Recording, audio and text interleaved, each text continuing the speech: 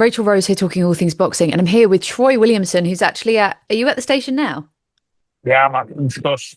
He's at the station. He's taken time out of his busy life to jump on with me to talk about his upcoming fight with Callum Simpson, which has just been announced in a couple of weeks' time. A couple of months' time. How are you feeling? Yeah, I'm feeling great. Yeah, I'm in a good place. Fit, ready, and yeah, we've got 6 weeks, so I'm looking fast.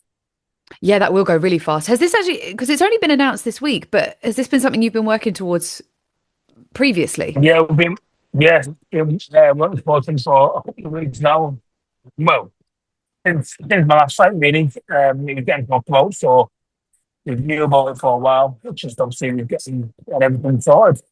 Amazing. Callum said some pretty nice things about you. It seems like it's been quite a respectful and sort of pleasant sort of introduction into it. Like he's been saying that he thinks he saw your last fight, thought you were a good opponent, thought you fought really well, thinks it's going to be a really good fight. How do you feel on the other side?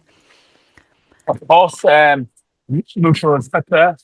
Colin's a great champion, a great fighter. Um, yeah, it's going to be a very fun-friendly fight. A lot of eyes are going to be on this. A lot of people are talking about it, and one that I'm looking forward to. Yeah, and it's been a great year for you as well. That last fight against Mark Dickinson. I mean, I think you went in not completely as the underdog, but a lot of people thought that it might tip in Mark's favour, and you came through and you powered through that fight really brilliantly. You did an absolutely stellar performance. I think I messaged you quite soon after, didn't I? Just to say like it was brilliant. It was great to see you on top and everything. How have you been since that moment? That must have been a great feeling and a great just a great moment for you. Yeah, great moment. A lot of people were writing me off going at that fight. I was a massive underdog, rightly so. I was coming off three back-to-back defeats. So everybody had their own opinions on that fight. So I truly believe that what I could do in that fight, moving up two weight classes, yeah, I feel a lot better. It's my natural weight class, like I've been saying. Feel great mentally and physically, and I was just the start of where I can go at 168. Yeah, and I'm really, really pleased for you. I think that one of the things that's got to change in boxing is writing fighters off for having difficulties, having struggles, having the upward climb. Because at the end of the day, there's a 50-50% chance that somebody's going to win and somebody's going to lose because there's two people in the ring. Yep. And I really feel like there needs to be more of an acceptance that loss happens and stop thinking that people are finished because they might have had some lessons they needed to learn. Yeah, of course, and obviously at the level that I boxed at, it happens. I think a lot of it came down to seeing me staying at the weight for a little bit too long. But there's no regrets there because obviously I decided to box. So, but I think it's just the opportunities that were coming around. I stuck around on the weight too long. I'm a naturally big guy, so for me to train me body down to a weight that I should no way near being at, was just very responsible and very unhealthy. So I'm happy now. I'm healthy. I'm eating more, and I do feel there's a happy fighter, a dangerous fighter, Yeah. and yeah, I'm in a good place at the minute. Yeah, I think that's the main thing is that it may have taken, it took as long as it took for you to realize that that's not the weight category that you want to fight at. Everybody learns their Yeah, lessons in due time, and the great thing is that you did get the win.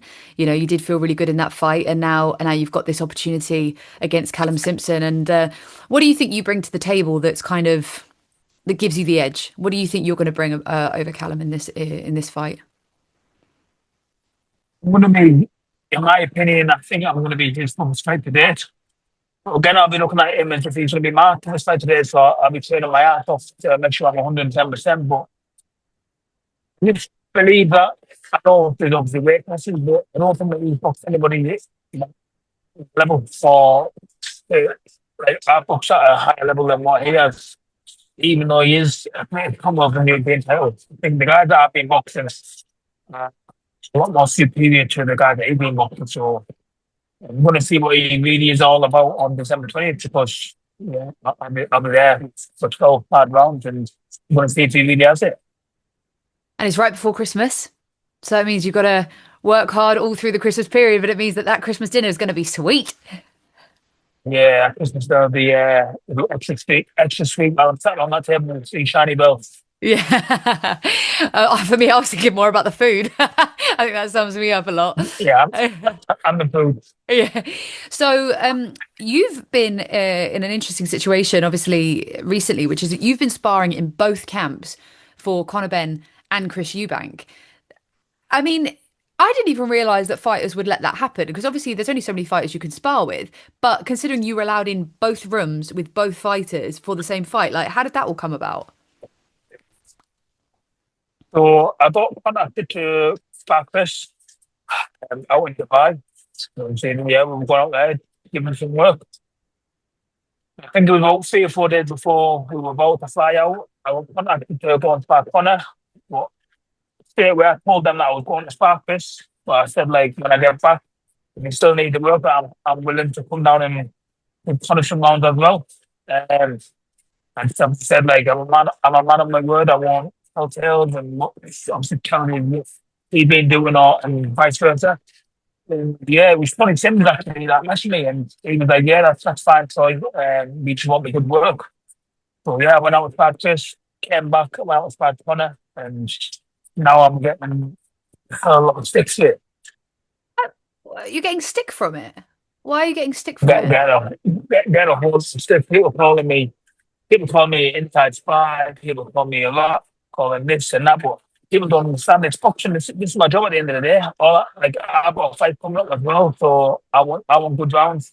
They want good rounds, so it's something for me for good rounds. So I'm not going to turn it down. So because I need Yeah. to pound as well. So It's yeah, interesting. I just people, it's just uneducated people don't understand.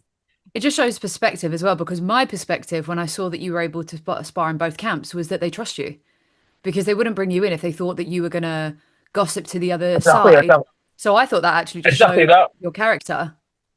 Yeah, of course. Like, and you know what it is? They haven't even asked. They haven't asked like smoke Christmas nothing or smoke Christmas doing in camp. They haven't even asked. And if they did, I would say nothing.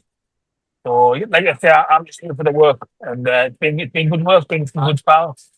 And I think if you, this is what people don't understand is that if you build trust within these, with people, you get asked to come back, you get offered opportunities. So I think it's a real testament to your character that both of the lads were happy for you to do both, with the understanding that you weren't going to say anything.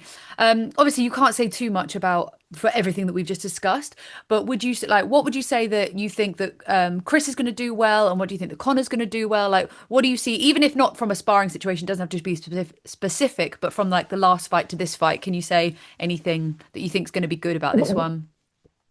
First, you got a new coach in Blommack. You see my Blommack on the transport against Conor. He's like got to go down as one of the greatest coaches in the world at the minute. So he's got a new coach, so it'll be going to that fight with a different plan. And Connor, well, again, won't be going to that fight with a different plan. He needs to keep his head more.